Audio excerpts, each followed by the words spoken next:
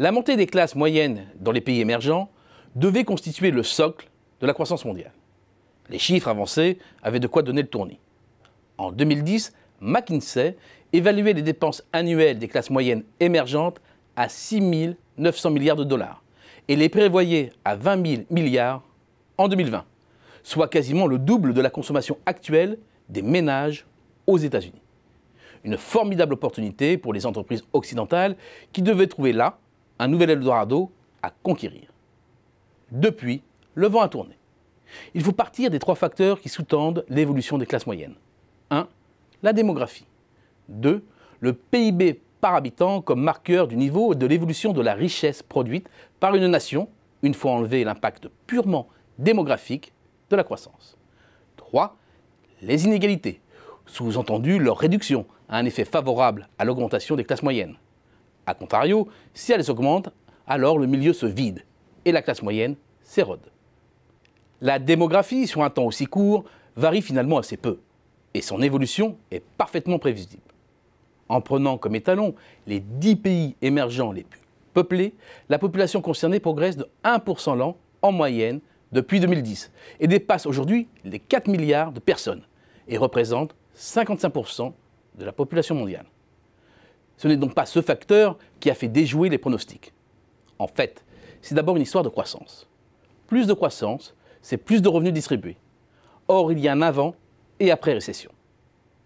Selon les données du FMI, le PIB en volume par habitant des pays émergents a progressé au rythme exceptionnel de 5% du début des années 2000 jusqu'en 2007. Puis la cadence est tombée à 3,5% de 2010 à 2017 avec d'énormes disparités géographiques. La croissance par habitant reste très forte en Asie émergente, très solide du côté des PECO, affaiblie en Afrique et au Moyen-Orient et réduite à 3 fois rien en Amérique latine. C'est un premier indice de l'expansion ou pas des classes moyennes par grande zone. Mais cela donne aussi une première conclusion forte. Même là où la croissance reste suffisante pour qu'émerge une classe moyenne, son développement est plus lent que par le passé. À partir de là, il faut aller un peu plus loin dans le détail des grandes zones. Côté Asie émergente, le tir est groupé. Parmi les principales économies de la région, toutes progressent rapidement. Chine en tête. Pas de doute, les classes moyennes continuent de s'élargir dans cette partie du monde. Même si l'importance des inégalités, en Inde principalement, reste un frein. Les 10% des Indiens les plus aisés captent 55% du revenu national et la tendance est à une hausse graduelle.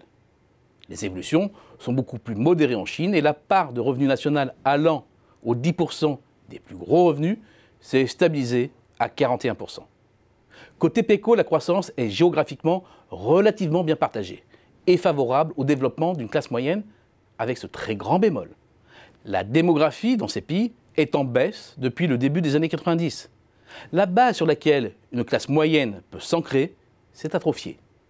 Un peu plus à l'est, beaucoup d'espoirs étaient placés dans la Russie. Ils ont été en partie douchés. Mais que dire de l'Amérique latine, notamment du Brésil? C'est un fiasco.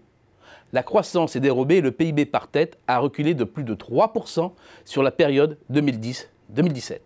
Le tout dans l'un des pays les plus inégalitaires au monde. 10% des plus gros revenus s'accaparent 55% du revenu national, comme en Inde. On assiste donc bien à un décrochage d'une partie de la classe moyenne brésilienne, pas à son développement. Même tendance, bien entendu, au Venezuela, mais aussi en Argentine. Il faut aller sur le continent africain pour voir émerger et se développer une classe moyenne, mais dans une poignée de pays seulement. Et surtout, cela reste concentré sur des économies de petite taille ou de taille intermédiaire, comme l'Éthiopie, le Kenya, la Tanzanie, la Côte d'Ivoire ou le Cameroun. Nous sommes donc loin du grand boom africain. Bref, excepté en Asie, la montée d'une grande classe moyenne émergente mondiale est davantage un fantasme qu'une réalité.